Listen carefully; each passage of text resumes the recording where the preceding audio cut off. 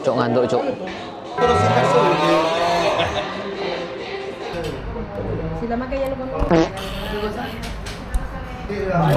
Mi amor a Chile.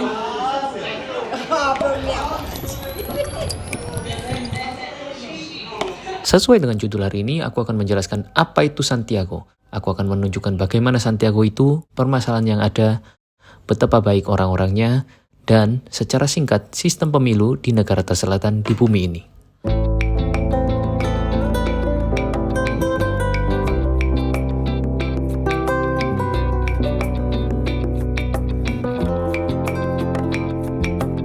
Oke, sekarang kita bakal lihat anggapannya kayak daerah yang paling mewah. Anggapannya orang-orang yang nggak masuk akal kayaknya tinggalnya di mana. Kalau di Santiago di Chile namanya di Lo Barnechea. Oke, bisa dilihat modelannya. Harga bensin di sini jauh lebih mahal, sekitar 1.600 lah, 100 peso per liter loh ya, per liter. Mobil-mobil yang dijual di sini, nah ini Mercedes-Benz, Jaguar, BMW, itu paling normal ya. Dan ini dia itu dekat dengan pegunungan Los Andes. Jadi Santiago logikanya adalah semakin kamu naik ke atas, itu dia semakin mahal dan dia semakin aman. Oke, jadi ini udah sampai mau sarapan.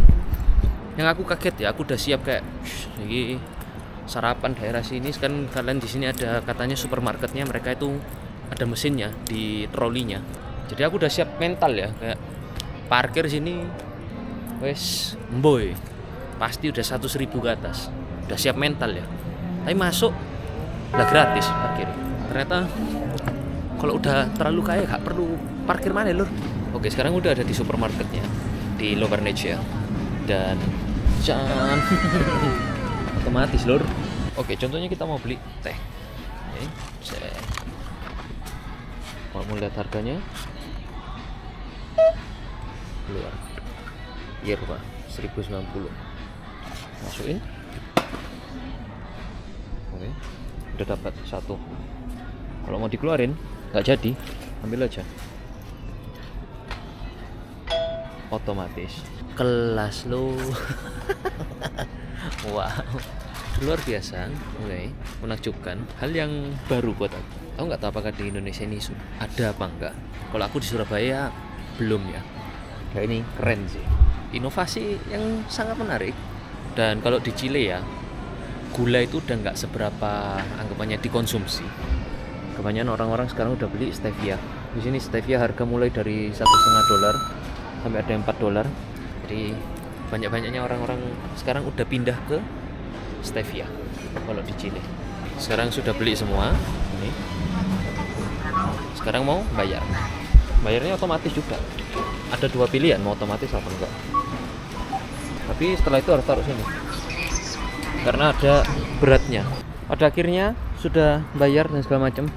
Cuma iki mesin ribetes, harus bener-bener pas. Terus kalau misalnya nggak ada yang nggak pas, kayak nggak kebaca, harus dikeluarin, masukin lagi. Terus apakah kamu yakin masuk ini? Keren, inovasinya keren, stylenya bagus. Jadi belanja pakai mesin gini tutut, tapi gak efisien belas. Jadi pada akhirnya back to basic, masih lebih cepat tukang kasirnya atau bayar sendiri. Oke, jadi sekarang ini anggapannya kayak bagian jeleknya Lo Barnechea atau bagian jeleknya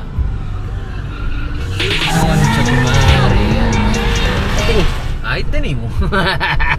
Jadi itu tadi udah nyata bahwa ternyata masih ada juga daerah yang jeleknya Lo Barnechea, yaitu neighborhood yang paling mahal di seluruh Santiago katanya.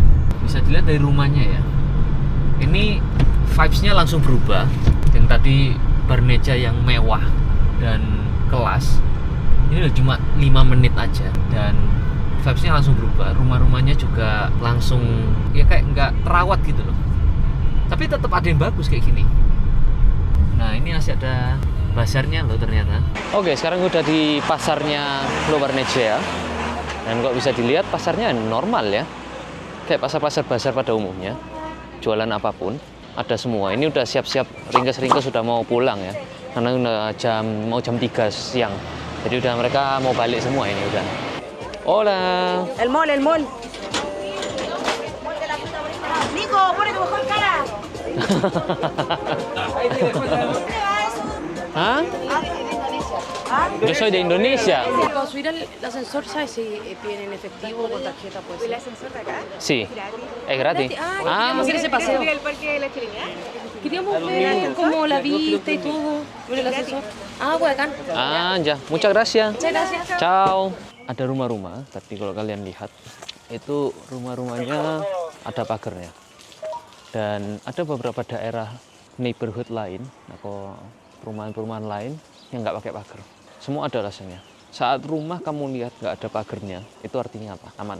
Dan saat rumah ada pagarnya, kemudian atasnya dipasang kayak wire, anggapannya yang tajam-tajam itu pun juga ada alasannya. Karena tidak aman. Jadi tempatnya memang nggak semengerikan Brasil. Di Sao Paulo itu ngeri sih, kadang jalan pun nggak berani gitu loh. Atau beberapa daerah Santiago lainnya juga ada, anggapannya La Pintana, itu juga ngeri. Cuma di sini nggak semengerikan itu, tapi tetap bikin orang was-was. Aku was-was ya, tetap ya. Jadi aku cuma keluarin ini kamera atau foto, mereka pakai HP itu kalau memang benar-benar nggak ada orang. Kalau ada orang aku sembunyiin, jadi tetap was-was. Eso está bajando, ¿no? Sí. ¿Usted vive acá? Sí. ¿Y qué tal la vida acá, en Nova Barnechea? ¿Es tranquila? Aquí antes la vida era súper tranquila, era todo súper tranquilo hasta que llegó la maldita pasta base y la juventud se metió en el vicio de la pasta base, de las clonas, de todas las cosas químicas que están saliendo ahora, la juventud ahora se echó a perder. ¿En serio? Ahora los chicos andan con armas a temprana edad, no respetan la ley, están... Aquí en el cerro han habido muchos eventos estos días, han habido peleas, balazos, no hay seguridad ahora. ¿En serio? Pero si nosotros ahora vamos como No, si eso no pasa en más general. de noche quizás. Claro, cuando terminan los carretes, más que nada. Y digamos como esa pasta base, ¿desde cuándo llegó? ¿En qué año? En el tiempo de la pandemia, Ajá. se hizo una toma acá, ilegal, entre medio de los dos cerros, Cerro Norte y Cerro Sur, y llegaron muchas personas que eran de abajo eran de San Antonio del Río de la Ermita, que se dice ahora. Entonces, como no podían traficar allá, empezaron a hacer las sucursales para acá para arriba, y aquí se metieron los cabros, venden en el Cerro Sur, en el Cerro Norte, indiscriminadamente a los niños, a todos, no hay respeto por nadie.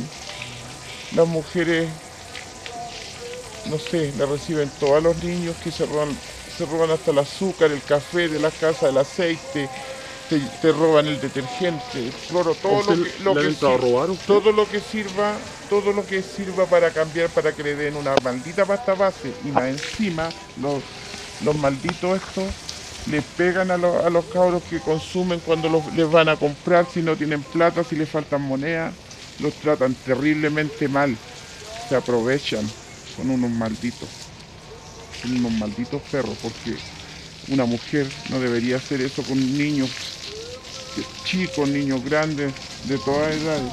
Digamos la policía o quizá como, no La sé, policía, sí. la municipalidad Sí. hace algo acá. Ahora la municipalidad yo encuentro que no está haciendo nada, deberían ponerse las pilas y preocuparse más de la juventud, porque si no los vamos a perder a todos los niños, y como vamos acá en el cerro, cada día están llegando más narcotraficantes, no solamente de Chile, también hay gente de otros países que se vino a vivir acá al cerro. Entonces contaminaron nuestro cerro.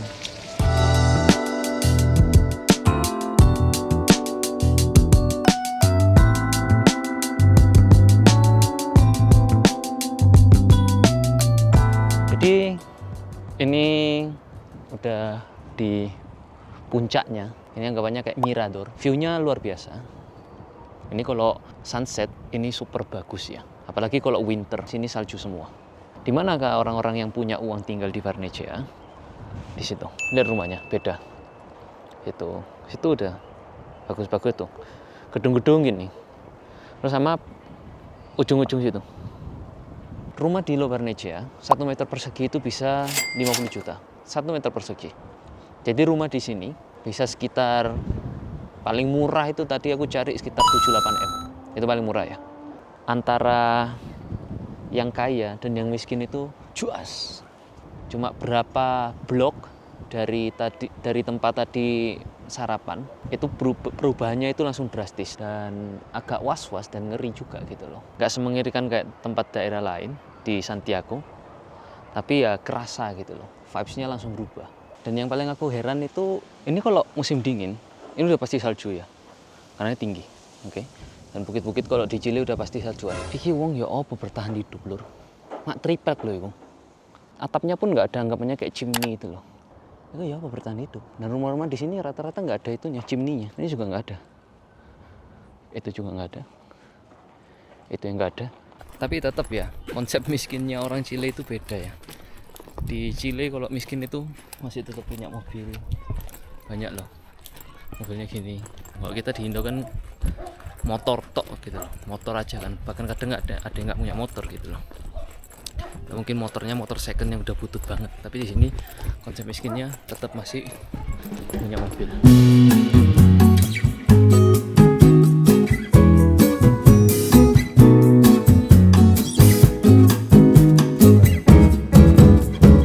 Buenos dias. So today is the election day of the concejal. It's kind of like the mayor of the city, or like depends on the comuna, let's say. So here we are at the election point where you choose the mayor and etc. It's quite big though. Oh, and also I think that it's different like in Indonesia. In Indonesia there will kind of like the golput, which is kind of like you cannot choose. But that's not good actually. But here in Chile, you need to choose. So basically here in Chile, it's impossible to not elect.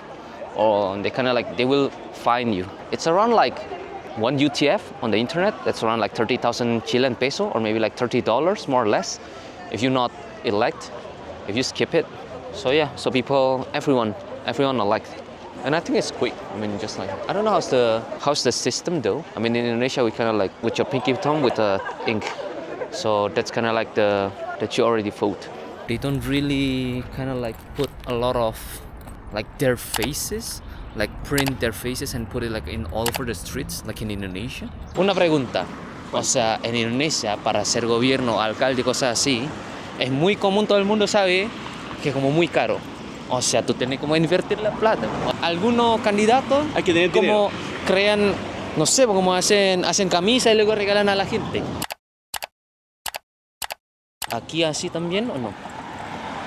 Sí, acá se puede regalar, pero a diferencia de quizás de otros países, en Chile el gobierno, el Estado, después le devuelve el dinero en base a cantidad de votos.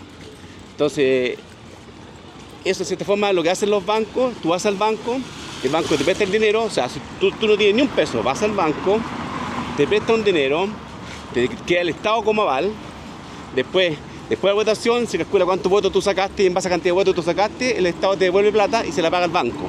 Entonces de esta forma cualquier persona hoy en Chile puede postularse como a ser un político. No ¿En serio? Sí.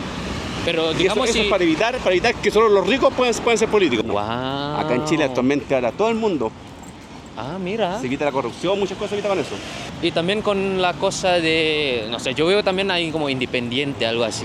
O sea, Pero ¿eso independiente por pueden eso. ganar? O sea, ¿ya Sí, ganaron muchas personas que independientes? Sí, pues. Tú eres, por ejemplo, una persona muy conocida en tu comuna. Claro. Y que todos saben que tú no eres de un partido político, pero tú haces cosas buenas, Claro. te preocupas de la gente más pobre. Ellos igual hacen ese tema, oye, ¿sabes qué? Yo quiero postularme a concejal o alcalde. Van al banco, el banco le dice, ok, les presta tanta cantidad de dinero. Y con eso ellos pueden hacer los afiches, tanta publicidad que tú ves en la calle. ¿Eso desde antes? No, esto debe tener como unos 10 años por lo menos. 10 años. Sí, sí. Pero antes era como muy más complicado. Antes, solamente los partidos Solamente la políticos gente- nomás y la gente plata. Ayo Indonesia, bisa ditiru tuh, kenapa enggak? Jadi semua orang bisa jadi politikus, semua orang bisa apply, dan enggak semua orang sing gagal jadi politikus jadi gendeng kayak nang TV-TV lah, wah kayak akhirnya jadi gendeng itu. Karena minjam uang di bank terus kalah, akhirnya waduh, gak ngerti cara balikin uangnya. Kalau ini keren, dibayar sesuai dengan jumlah votesmu.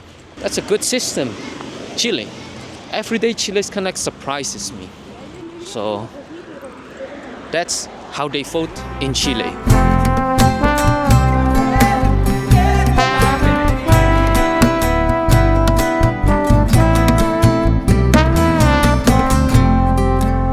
Oke, sekarang aku lagi ada di tengah Santiago, jadi kayak Mercado Central. Ini lagi ada syuting film. Pertama kali loh, aku nggak pernah kelihatan ini di Indonesia. Karena ya memang juga aku tinggal di Surabaya, tapi ini keren loh.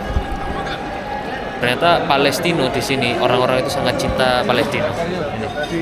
Muchas gracias. Muchas gracias, chiquillos. Un saludo para Indonesia acá desde el Mercado Central de Santiago de Chile. Buena. ¿Ah? Viva Palestino. Viva Palestino, ¿ah? Gracias, Tino, Javier. Tino, Palestino, ¿ah? ¿Chileno?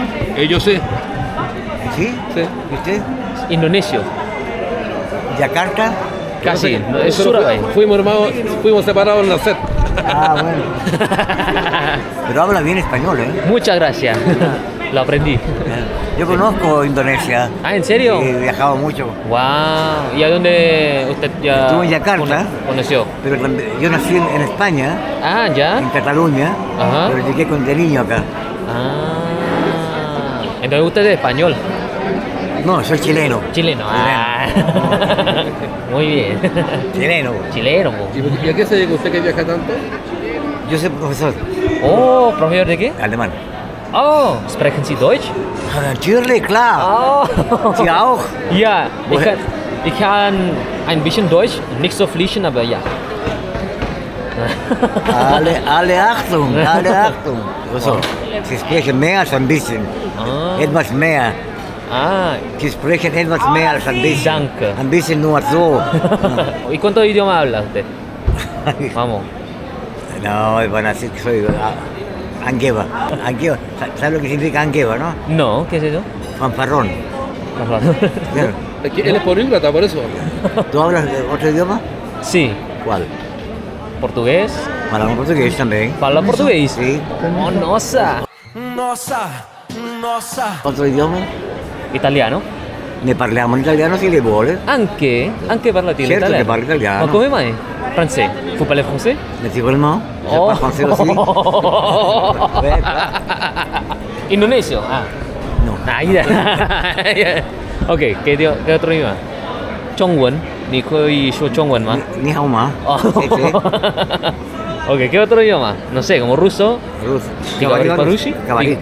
Oh, Cabalito. Panemai. wow. ¿En serio? Entonces, ¿cuántos idiomas habla usted? Polaco. Polaco. Chut, ahí. Bien doble. Ahí me pilló. No, Sí. es un idioma eslavo. Sí. Hablo rumano. Vorbești limba turmană? Am învățat limba romană la București, pentru că Wow. a fost la Facultatea de Limba Străină la București. ¿Cómo se llama usted? Luis, Luis, un gusto, Sony. Tony, Sony, nice to meet you. nice to meet you. Welcome. ¿Comer algo? No, hoy día andamos pasando por ahora, pasamos lo que nomás. pasa es que le anda haciendo un pequeño tour. Cuando quieran su casa, digo. Ya. Ya, pues, ningún problema. Mi mujer es palestina. Taxomique. Uy, eso no. Sueco. Sueco. Ah, solamente dice Y tac, flamenco sabe. Tac. tac. ¿Sí? Taxomique. Ah. Gracias, gracias. Gracias. Taxomique, muchas gracias. Wow. ¿Y flamenco? Flam- Speak een klein beetje Nederlands. Klein beetje. Oh. Sí, No. porque muy poca gente sabe flamenco. Oh, sí, Sí. fácil. También árabe, me imagino. No. Árabe no. No, Ah, ya, no. Ah. Yiddish, Yiddish. Yiddish. Yiddish sí. Yeah. Oh, mira. Pero no hablo hebreo. Yiddish. Yiddish sí. Ah. Ya, Ok, Luis, un nos gusto. vemos. Terima kasih, Indonesia. Terima Terima kasih. kasih. Ya, Marcelo, ¿usted puede como contar de nuevo sobre la Casa Blanca? La Casa Blanca era el lugar donde todo novio, toda persona que se casaba, compraba su artículo acá. Pero después del estallido social y la pandemia, esto cerró, y aparte que el nivel de inseguridad que hay es muy grande, y por tanto esto es uno de los tantos locales del centro que ha cerrado y da pena. ¿Y eso no cerró totalmente o abrió como Cerró. de nuevo? Oh, Sí. bancarrota, así pum. Sí. Oke, jadi di Chile, di Santiago, ada anggapannya kayak polemik, yaitu orang-orang banyak yang jualan di jalan. Enaknya apa? Enak di pembeli, karena akhirnya pembeli dapat yang lebih murah. Tapi dampaknya apa? Orang-orang yang di toko, tokonya banyak yang tutup dan banyak yang disewakan. Nggak banyak orang. Dan kalaupun akhirnya orang lewat, kayak kebanyakan akhirnya udah beli di jalanan yang pakai tiker gitu. polemik. Enak di pembeli, susah di penjual yang udah nyewa tempat, bayar pajak dan segala macam. Udah pasti kalau mereka yang jualan di jalan pakai tikar, nggak bayar pajak apapun, taruh aja. Nanti kalau polisi datang mereka bungkus, polisi lewat mereka taruh lagi. Oke, sekarang aku udah di tokonya. Kita sekarang mau ngobrol sama yang punya tokonya. Apa pendapatnya tentang Chile dan sekarang apa yang terjadi antara orang-orang yang jualan di jalan dengan apakah ngefek nggak ke tokonya dia. Ahora estamos con Francisca. ¿Lleva cuánto tiempo usted acá? Nosotros somos la cuarta generación dentro del mercado. La cuarta generación, Cuarta mucho generación, tiempo. desde mi bisabuela que tenemos este negocio, mi abuelo, mi madre.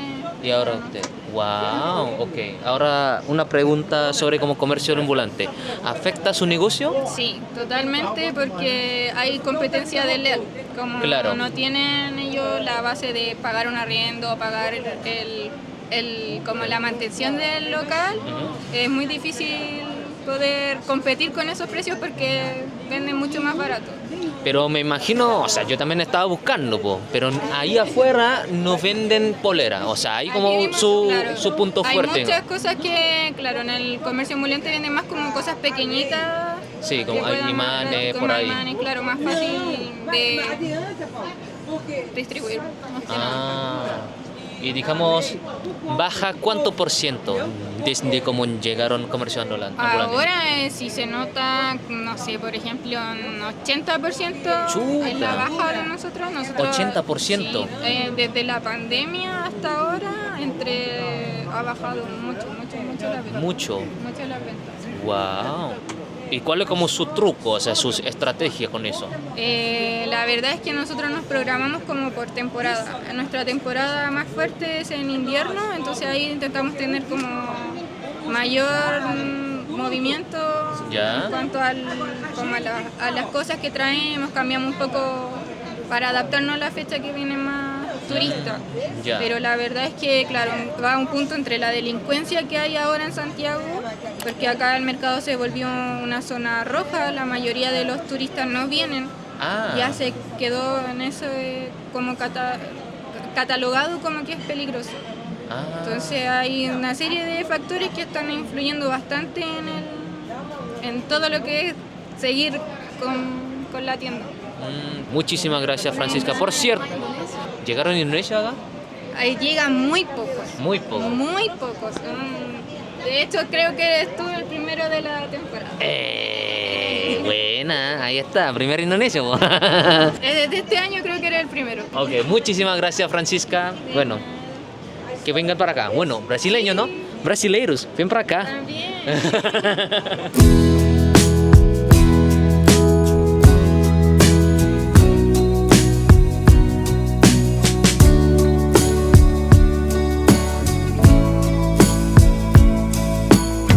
Oke, sekarang kita udah ada di restoran tipikal. Anggapannya ini restoran yang paling tua dan paling terkenal di Santiago. Ada dua benernya. Yang pertama namanya El Hoyo, kedua adalah La Piojera. Oke. Ini tempat salah satu restoran terkenal di Santiago yang juga salah satu paling tua. Jadi ini juga salah satu termasuk anggapannya emblematiko. Jadi anggapannya kalau orang ke Santiago, mereka ke sini. Bahkan sampai sudah ditetapkan oleh pemerintah orang Chile. Jadi benernya El Piojera, dia juga terkenal karena terremoto. Jadi terremoto itu adalah minuman khas orang Chile. Cuma ada di anggapannya kayak hari kemerdekaan mereka, yaitu di 18 September. Benernya 1 minggu full sih biasanya kalau orang Chile ya. Itu namanya Fiesta Patria. Que trae los mejores terremotos del mundo. Jadi itu minuman khas orang Chile, yaitu kayak anggapannya sirup, alkohol, terus sama es krim dari piña. Piña itu nanas. Jadi itu manis, tapi alkoholnya tinggi gitu loh. Dan mereka kalau di Fiesta Patria itu mereka minum itu dan dijual di mana-mana. Enak sih, aku yang nggak minum alkohol, aku minum itu enak banget. Cuma bahaya adalah karena manis, jadi kamu nggak kerasa. Jadi aku waktu itu pernah minum 2,5 gelas aja. Aku kan nggak pernah mabuk ya, jadi kayak aku minum 2,5 gelas, terus tiba-tiba kok rasanya masih bisa. Pas gelas kedua itu udah mulai kan, aku pesen lagi. Cuma bisa mampu setengah. Oh, setelah itu udah geletak. Aku nggak ngerti karena aku suka kan manis kan gitu loh. Kayak es krim nanasnya dan segala macam. Waktu itu aku benar-benar geletak. Aku nggak ngerti apa-apa. Dan besoknya Aku tidur sampai bener-bener tidur ya, itu 12 jam. Straight 12 jam. Itulah kenapa disebut terremoto. Terremoto itu artinya gempa bumi. Jadi bagi mereka yang minum itu rasanya itu kayak gempa bumi gitu loh. Nggak cuma orang Chile ya. Orang asing pun mereka datang ke sini untuk coba terremoto, yaitu minum khasnya orang Chile. Dan benernya terremoto nggak dijual di mana-mana. Maksudnya hanya dijual di hari kemerdekaan. Kalau nggak hari kemerdekaan mereka nggak jual. Dan ada beberapa restoran aja yang jual. Salah satunya adalah Piojera, yang kedua adalah El Hoyo. Jadi ini benernya manis banget. Cuma rasa alkoholnya juga keras. Benernya minum ini, orang Chile yang suka minum itu 2. Itu udah cukup. Lebih dari itu nanti dia mabuk. A few moments later. Cok ngantuk, Cok.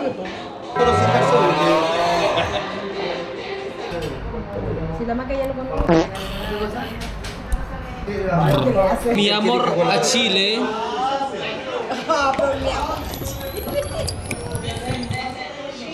Oh, concha de la hora. Oh, Liz Taylor. Ahí está. Viva Chile, concha su madre. ¡Viva Chile! Saludos a Indonesia, vamos. Saludos a Indonesia. Indonesia. Indonesia, de acá de Chile, de una picada tradicional que se llama La Piojera.